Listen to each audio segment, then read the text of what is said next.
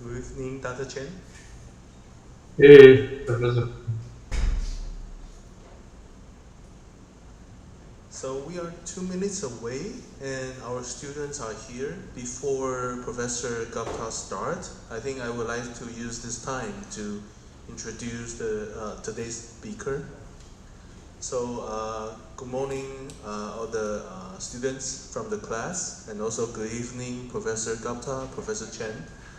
Uh, Today we are very honored to have Professor S.K. Gupta, the director of the Advanced Manufacturing Center from USC, to have a seminar talk for today's lecture. So, uh, like I mentioned many times in this course, we have several opportunities to meet each other in the past, and we are very lucky to have the Advanced Manufacturing Center from USC to join us in this semester. So Professor Gupta basically is the key person for this center, and his research is mainly focusing on robotics and many other applications. In the past, I have visited their facility. I noticed that he has been working on many different brands of robots. And also I think he has been using those robots to work on various industrial applications. So I believe today's talk will be quite interesting to everyone, and I will just give the time to Professor Gupta. Thank you. So let me start sharing my slides. Yes.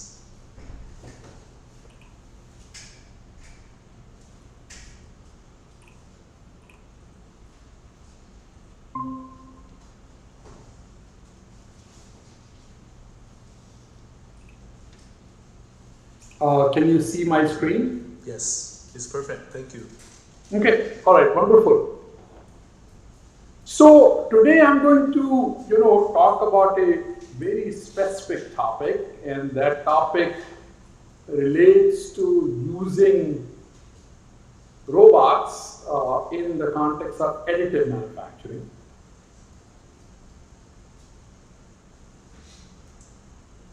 So as you know, traditional manufacturing, there are two kinds of processes out there. The first type of process are designed for very fast cycle time, and these would be like injection molding, die casting. So they are great for mass production. However, if you want any customization, then these processes cannot do it because you're using a custom tooling.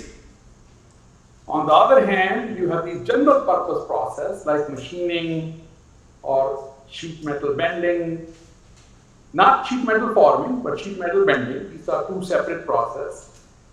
In this case, you have quite a bit of flexibility. You can create many different kind of shapes, but these processes tend to be quite slow. So these are the two kind of major modes of processes that exist. Now, ideally, what we would like to do would be basically find a suitable compromise between these two extremes. So, a lot of people are now comparing traditional manufacturing versus nature, and that's going to bring us into this whole discussion about additive manufacturing. So traditionally, if you think about how things get produced, would be that you will use one of those mass production processes or general process such as machining or injection molding or die casting, and then you will make a part, and then you will assemble the whole thing together. Now, if you contrast that to nature, it turns out that nature grows things in place. You don't make component and you assemble, you grow things in place. So additive manufacturing, in a way, some people believe is inspired by nature because you're growing geometry in place.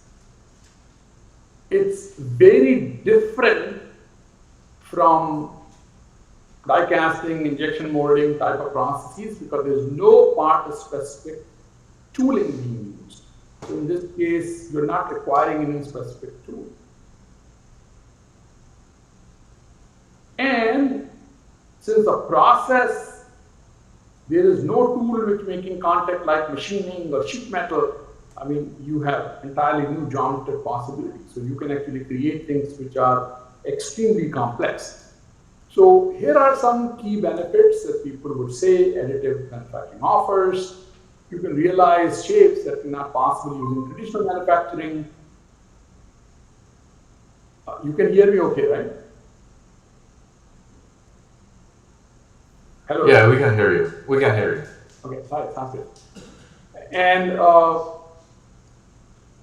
there is no cost penalty to be paid if you are using really complex shapes, because once again, if you want to drill 10,000 holes, then it will take a very long time. But if you want to make it 10,000 tiny holes in additive manufacturing, it's not going to have any impact. I mean, your process costs are going to be largely based upon how big the part is, how much material is contained in it, and so on and so forth. And of course, customization can happen without cost penalty. In the same, basically chamber, you can print many different kinds of parts. So there is no cost penalty for customization, and increasingly people are able to show that you can make assemblies using these processes. However, traditional additive manufacturing has some limitations. So for example, if you take a look at the part on the left-hand side, which was printed in our lab at USC, it took 35 hours to print this part in Maraging steel in a DMLS printer because we are using thin layers, right? And this part is about 7.5 inches diameter base and probably about 7 inches or so tall, right? So it's not a very big part, but it takes a long time. On the other hand, we are showing a part at the right-hand side, which is printed on basically a DM printer. And this is a thin shell part, and this ended up basically taking a long time to print because we have so much support structure that required printing. So additive manufacturing, the way it gets done traditionally, can take long build times. A lot of people are excited in the FDM using filled polymers. Now, filled polymers, if you are confined to printing planar layers and stacking parts, then you're not going to see much benefit of using filled polymers. So if you want to use filled polymers, then you have to figure it out how to get your fiber oriented in 3D and not just orient them in 2D and stack them up. Otherwise, you're not going to get desired mechanical properties. Oftentimes, people are interested in integrating batteries, motors, sensors, solar cell in the print. Now, if you're traditional printing, then embedding externally fabricated components becomes challenging. So it becomes hard. So this video just contrasts how things are in the nature and how things happen. So it's a growth. So on the right-hand side, growth is happening in additive manufacturing, AM machine, left-hand side, growth happening in nature.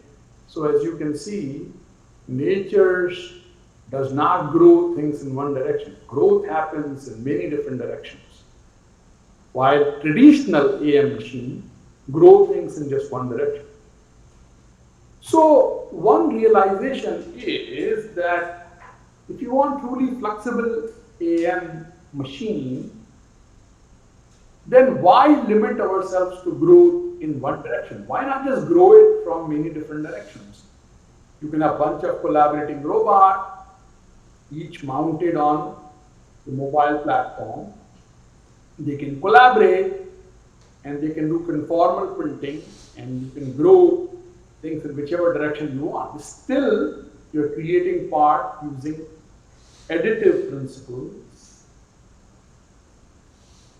But these collaborating robots then can print very, very large parts using non-planar layers. And you can also, insert prefabricated components. If you need to perform sanding or polishing or grinding, you can also do that in the same setup using robots. So that's kind of how, that has been our vision. So I started working on putting print head on robots in 2016. So we said, okay, let's just start putting print head in the robot and print with it. Now, additive manufacturing became popular in late 80s.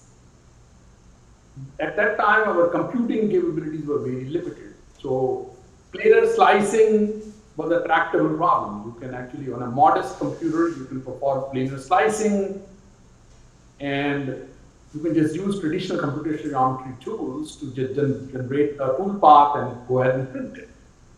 Now, we have come a long way since that time, and therefore now we can think about a 6-degree of freedom articulated arm to do printing. But now what happens is that the moment you talk about using these complex machines doing the printing, then your trajectory planning, your slicing, your process control, your process parameter, everything becomes much more complex.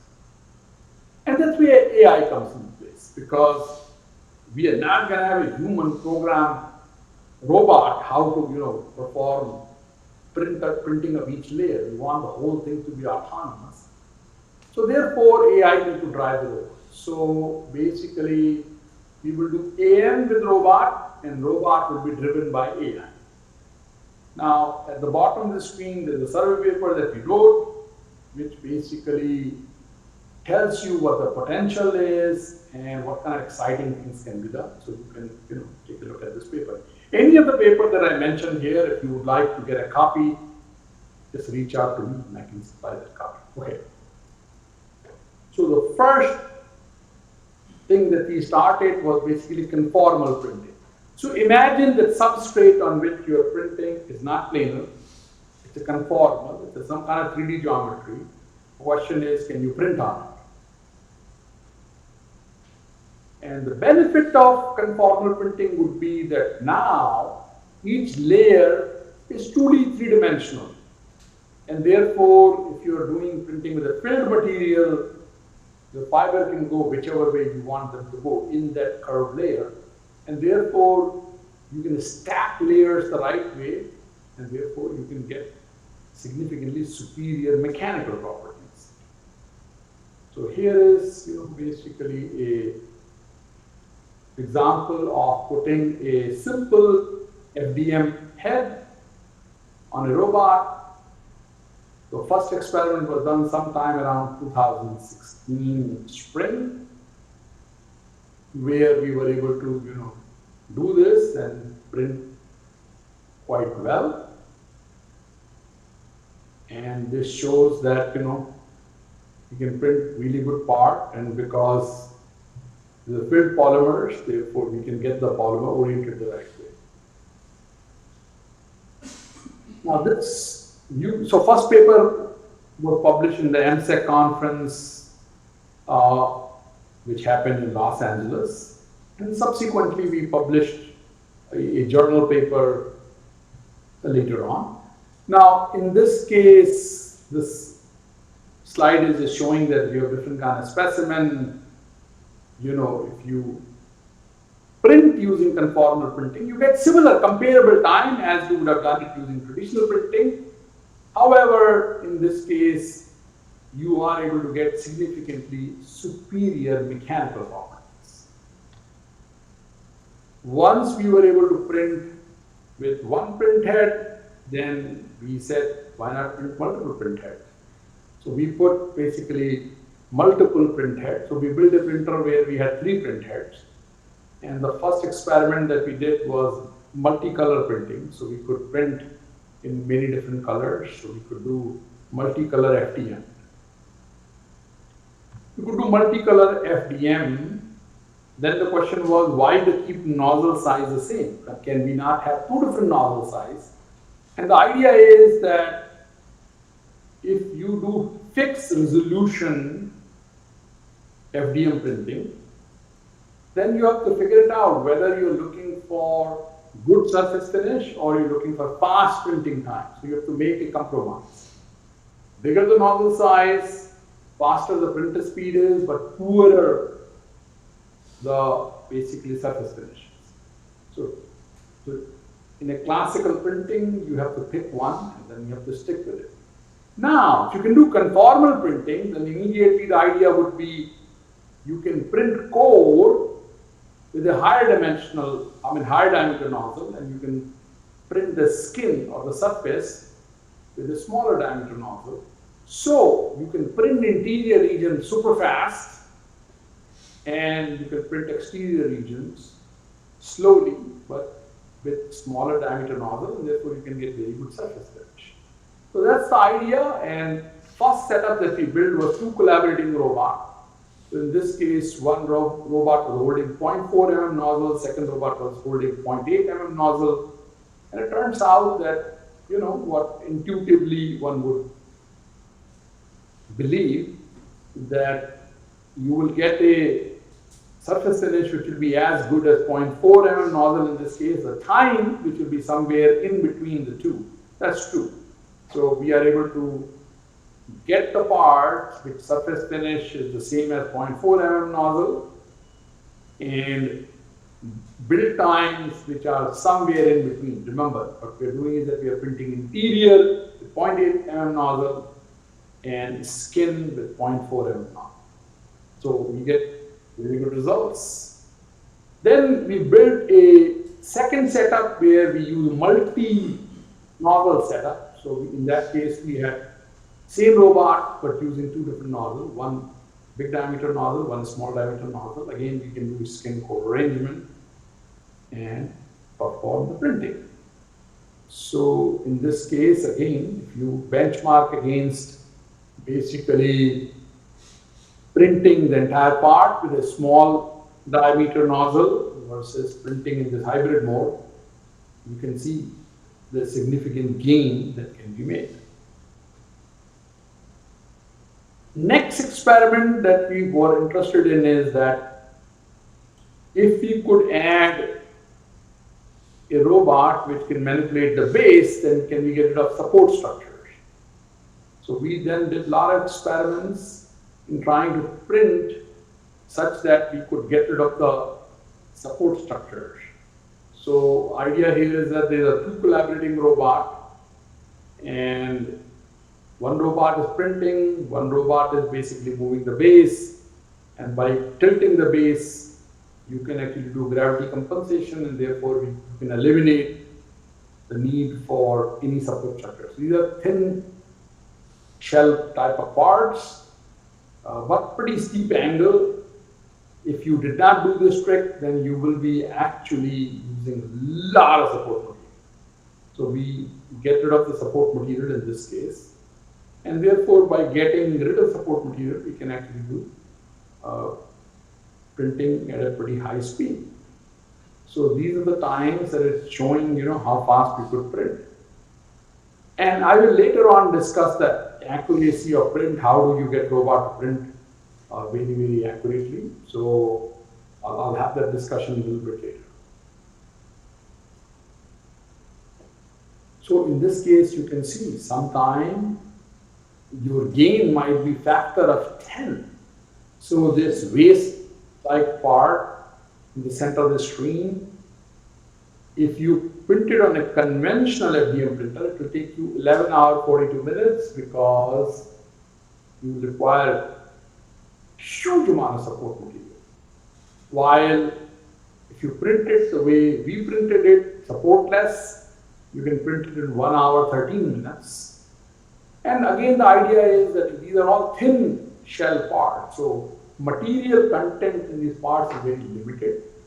Now, when people are talking about creating composite parts with additive, these are the kind of parts that a lot of people are interested in creating, where they want to create thin shell part, where fibers are basically creating useful property, but the idea being that if you don't do supportless printing, then you're going to be end up putting large amount of time printing support material, which you have to then remove. So that's the benefit that you can get by doing this style of printing.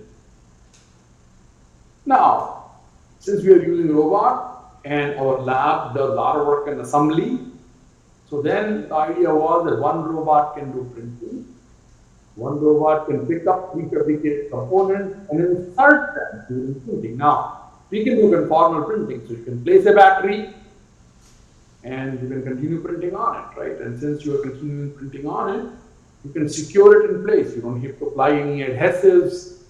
You don't have to, use screw to secure it.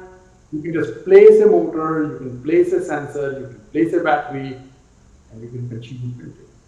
Now, we did not only extrusion-based printing, but we also developed a process which was based upon layered object manufacturing, or LOM, where we will cut the sheets of appropriate size and stack the sheets as opposed to using FDM.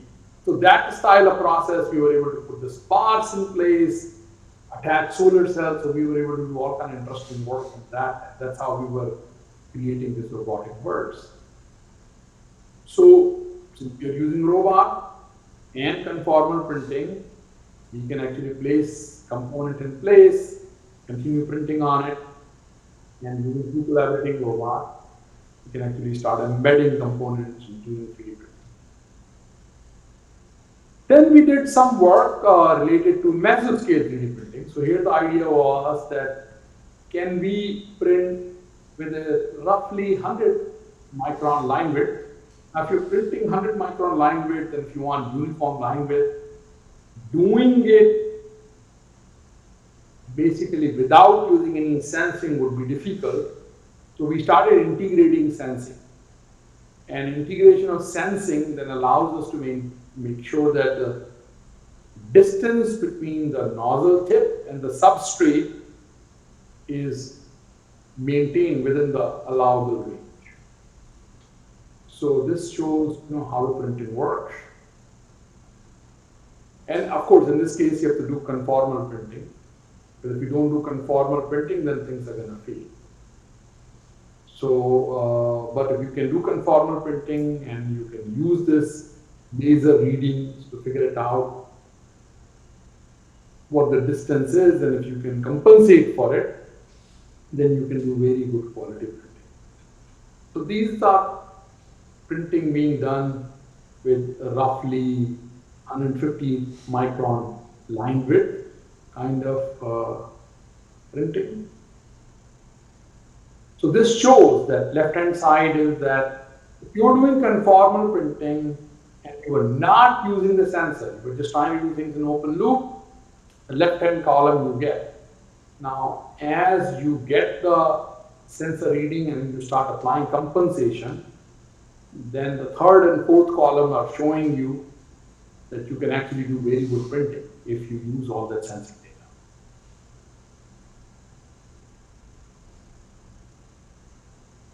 Previous work was done where our substrate was curved and we were doing fixed substrate. Substrate is not moving while you're printing. There's a lot of interest in actually now, trying to do conformal printing on deformable surface, where surface itself might go through some. So where then we, extended our idea, considering that we had sensing built into it. Could we then just use that sensing to sense that substrate itself might be moving and then compensate for it? So we did that work. And we built a setup where we were able to print on a surface which was moving during printing, and printer had no knowledge about how this movement is going to be happening. Movement was not super fast, and therefore we were able to sense what the gap was between nozzle tip and the substrate and then compensate for it. And that's how we were able to do. Now, this is not mesoscale, so this is much, much bigger than mesoscale, but we were able to print on a completely deformable surface. Next work, then we have done quite a bit in BAM. So the similar type of ideas, but now applied to a welding robot. So we got a welding robot from Yaskawa, and then the idea was that we'll convert this welding robot into 3D printer. So first experiment we did was conformal printing. So can robot do conformal printing? So we were able to successfully show that we can do conformal printing. So we can take a welding robot and convert into a conformal printer. Now, second experiment was our supportless printing. So again, the same idea that we want to be able to tilt the base so that we can actually print without using support structures. In this case, we are printing these complex parts, and by tilting the base, we are correcting for gravity, or basically doing gravity compensation, and therefore no support structure needed. So this technology again works well for metal additive as well. So what useful thing we can do out of it? So we started then demonstrating that these things can actually be used to print tools for laying of composite, because our lab also does a lot of work on composite layup. So we wanted to show that using this BAM type of process, we can make hollow tools. And the reason why we're so much interested in hollow composite tools is that these tools go through heating cycles, because when you cure them, so they undergo through heating cycle. And if you make them hollow, then you can heat them and cool them much, much faster. So we demonstrated that we can create actually interesting composite layup tool. Now, BAM generates fairly poor surface finish, so you have to machine it. So we have to machine these parts to make them look good, but we were able to create functional molds which are much, much lighter than what your usual machine mold would look. Then we extended the work further in collaboration with Oak Ridge National Lab, where they have been interested in basically using multi-robot WAM printing. So here the idea is that you have 3 collaborating robots. Each robot can do 10 kg per hour build rate. And if 3 of them are collaborating, then we can do about 30 kilograms per hour build rate. The idea is again, build these very large tools for composite layup and sheet metal stamping and other type of work. So in this case, our contribution was how do we divide up the work among these robots, and how can we take a large print, divide up the work so that each robot can print at the same time without colliding with each other, and also do thermal load balance, because you want to make sure that while one robot is printing, substrate is not too cold.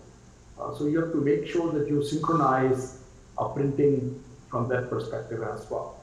So we demonstrated that this can be done. So to now summarize for you, robots can play a very useful role in improving additive manufacturing. You can have improved mechanical properties because you're using conformal layers, and therefore, particularly if you're using composites, and then you can make sure that your fibers are aligned the way that is going to help your part in delivering us its strength in the right directions. Now, there are 3 tricks that you can play in reducing the build time. You can do support-less deposition, you can do multi-resolution things, and you can do multi-robot printing. So, supportless deposition eliminates all the support structure printing and all the post-processing associated with it, so you're fast. Multi-resolution printing enables you to print interior regions fast with coarser resolution and exterior region with finer resolution, and therefore you can speed up the bit printing process. And multi-resolution, multi-robot printing is just that multiple robots are sharing the workload, and therefore you can cut down on printing time. So robot can also play a huge role in reducing the build time. Near foreseeable future, we are not going to print the electronics and sensors and solar cells and battery in the same printer in which we are printing a structural component. So we need to be able to insert prefabricated component. Robots are ideal for that, because then you can just pick up the component, drop it while you're printing it, and that's really great.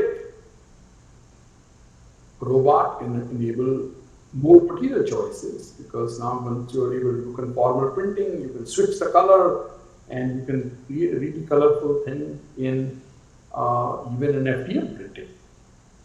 And also with robot, once you mount them on a mobile platform, robot can go to location and you can do in situ fabrication. So it's also perform in situ fabrication, and that's another big benefit. Okay. Now, there's a tremendous interest nowadays in printing with robots. There are lots of companies which are doing work in this space. So people are very much interested in exploring different kind of things that can be done in this space. So it's exciting to see that this area is growing and there's a lot of interest in it. Not just a hobby project in my lab. It is actually gaining industrial traction. I mean, people are beginning to get seriously interested in it. So now I'm going to switch gear. Hopefully, I have convinced you that printing with robot is useful. You will get some benefit if you can do that. Now let's talk about the challenge, right? Now, computational problems have become significantly challenging, because you are executing now these path constraint trajectory on a high degree of freedom manipulators.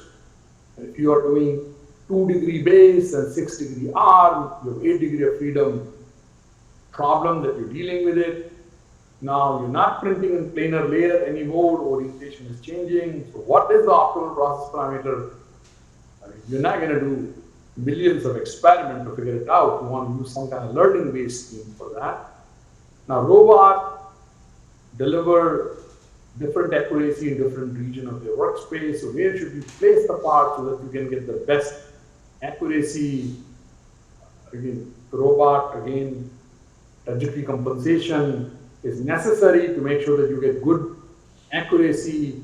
If multiple robots are printing, you need to do multi-robot collaboration. So lots of traditional robotics problems that we like studying in the field of robotics are all present in everything that I showed you before. Now, all of that then requires use of AI technology. So I'm going to now give you some little bit flavor of that what happens now in this AI space and what can be done there. The first thing is that learning part of it. So you can imagine that you're, let's say, doing a band style printing and you have tight corners and you use uniform speed. What is going to happen is that the corners start bulging, and you're going to see this huge bulge, and that's not going to be good, right? So what you would like to do you would like to speed up along the corners so that you reduce this bulging material. Now, if you do purely geometric calculation, then you can do better job than what is happening on the left-hand side. However, So the material is liquid, it flows, all kind of things happen. That's not going to give you exact slowdown amount. Better thing to do would be the robot can conduct its own experiment.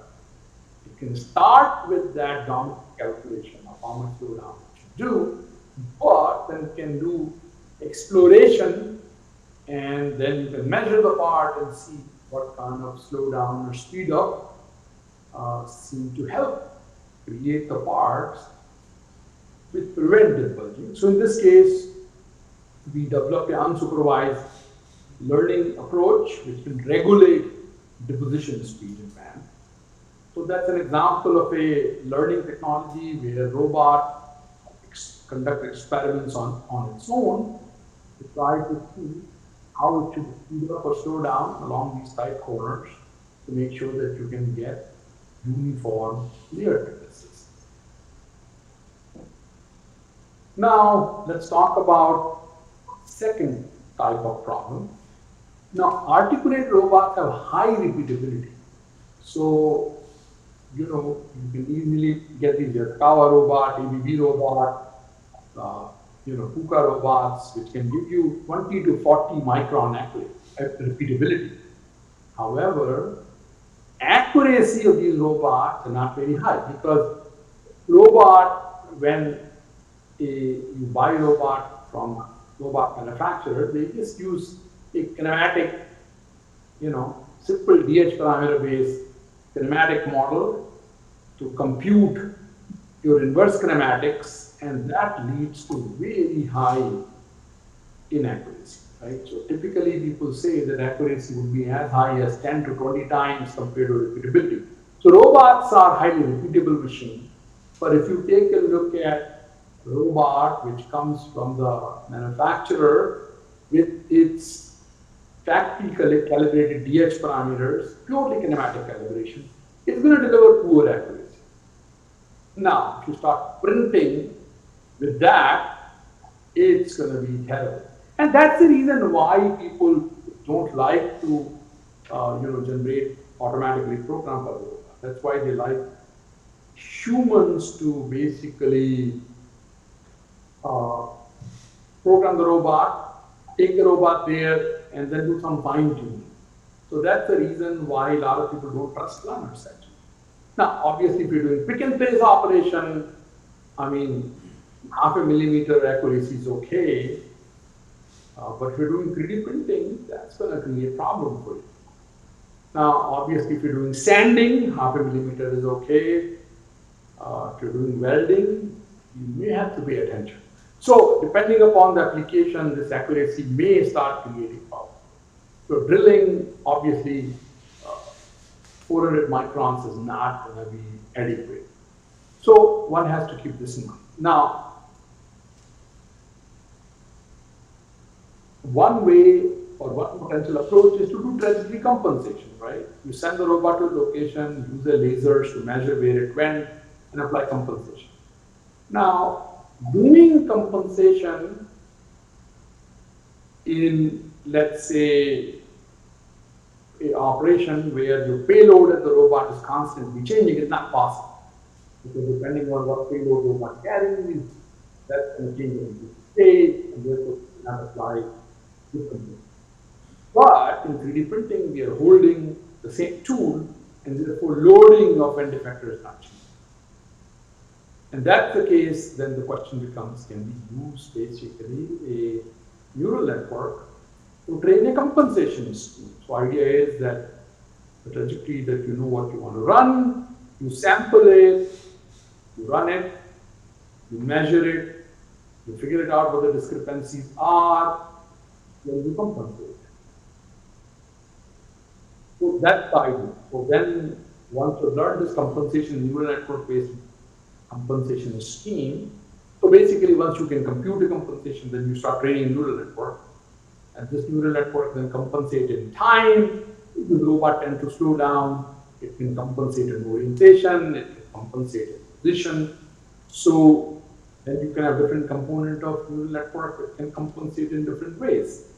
And considering that your load on the end effector is fixed, the scheme works quite well. So this view graph then shows that we can actually compensate trajectories, and that dramatically reduces the error, right? Which otherwise you're going to get if you were running an uncompensated trajectory. Okay, the final piece that I want to touch upon is this path constrained trajectory. So AI so far has been used to learn the process parameters. When the geometries get complex, AI can be used to basically train neural network, which can compensate so that you can actually print very accurately. Last topic that I want to cover today is path constrained trajectory plan. So when you're trying to print large part, you have to generate trajectories which are going to do this printing. Now, robots, if you have 6 degrees of freedom, it is, has the right degrees of freedom, but the moment you start using any kind of redundant degrees of freedom, the problem becomes super hard.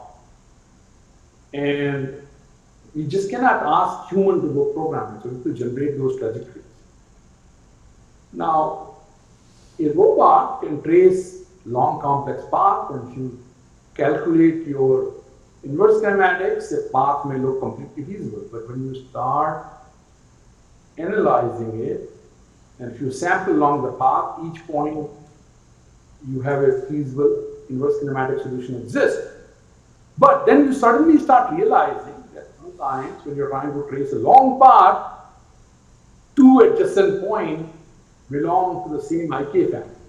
So even for a 6 degree of freedom robot, you may have 8 or 16 different solutions possible. So elbow up, elbow down, shoulder left, shoulder right. So all this combinatorics may generate different IK family. And even though two adjacent points may have feasible IK solution, but you may discover they're not compatible. They're not coming from the same IK family.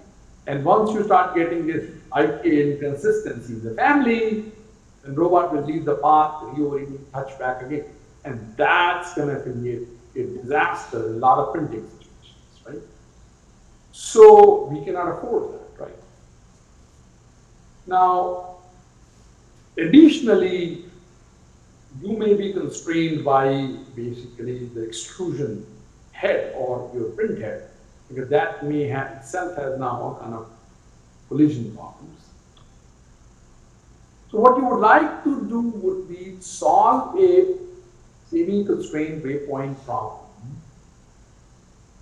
And the semi-constrained means that you don't have to fully specify that nozzle has to be exactly 90-degree angle. If you give it a little bit of wiggle room, it turns out that a lot of these tight spaces, that little bit wiggle room or the little bit tolerance that you're offering actually enables you to run these long paths very, very smooth. But now the problem is that your naive idea about fully specifying nozzle orientation of every path and just solving IK doesn't work, because now you have infinitely many possibilities that exist there, right? So we can pose this problem saying that you have semi-constrained toolpath. Now, this idea is general, work beyond 3D printing. You can use multiple different TCPs in certain type of application. Obviously, in 3D printing, you just need one TCP. But the idea is that you want to now exploit the possibilities that there exist some freedom in orienting. So how do we solve such a problem? So we cast this as a graph-based learning problem. So you start with a root node, and then as you go along the path, each of these degree of freedom generate these potential nodes, and each of these nodes, then you can figure it out what are the different IK families which are possible at that one. And then you can start populating such a graph and then do search. Now, obviously, if you pre-compute the entire graph, then it will take a very, very long time. So that's again not practically possible. So what we like to do would be basically incrementally construct this graph, which keeps this problem computationally practical. And as I said, that we solve the general version of the problem where we can account for TCP changes as well. But again, 3D printing TCP change is not necessary. So we incrementally build this graph as necessary. And there are 4 tricks that we play. So first trick, as I mentioned before, incremental construction of a reduced graph, so that we are not going to create full-blown graph. We bias search towards certain class of neighborhoods, and we use cues from workspace to expand. So, and again, you can take a look at the TASTE paper which came out actually in 2022 to see how it works. So this is if you're trying to execute a long path, and if you fully specify points, then you saw that the robot could not do that. But if you give it even a little bit stability, it turns out the robot can run this long path. So this little bit relaxation enables robot to sample different orientations and enforce the IK family consistency. Therefore, we can do long path. Okay, so in conclusion,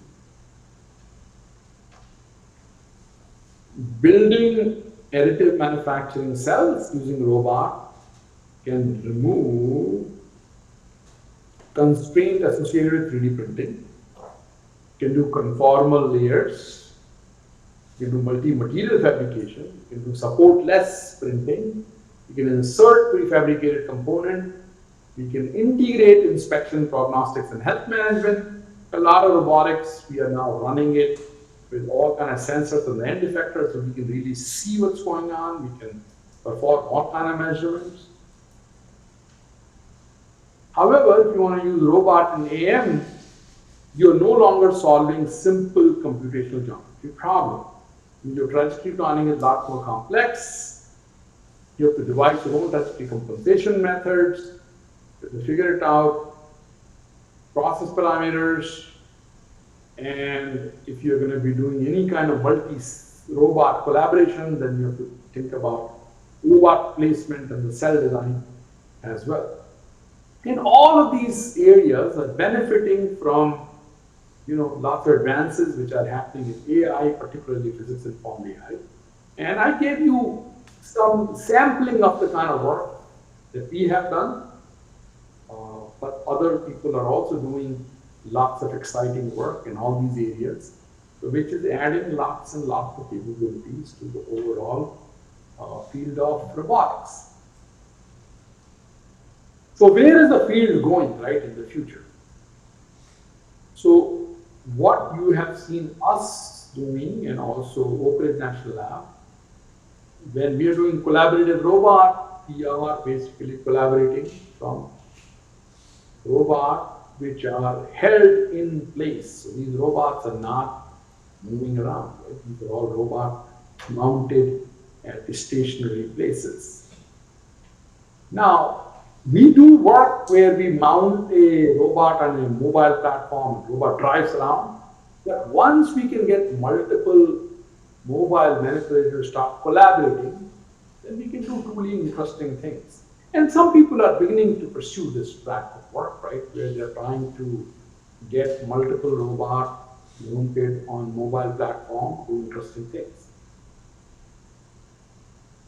We showed you some work on mesoscale printing, but the enough small-scale robot now available, we believe that one could also examine doing micro-scale printing with robots, where we could probably push the line width to maybe 10 to 20 microns.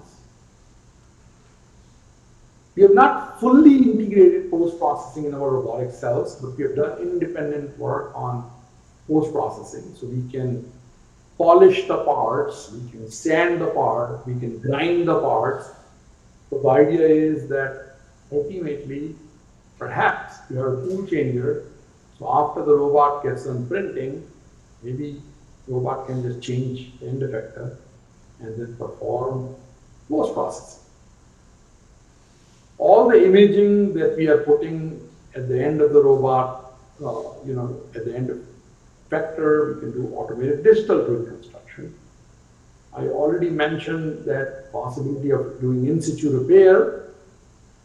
And in US, there's a lot of excitement now about in-space manufacturing. So ideas that I shared with you, many of them will be equally applicable to in-space manufacturing, where you can then have all these multiple collaborating robots can actually function in space, both in Earth's orbit as well as on the other planets and moons. So these are all exciting things that, poised to happen in the future.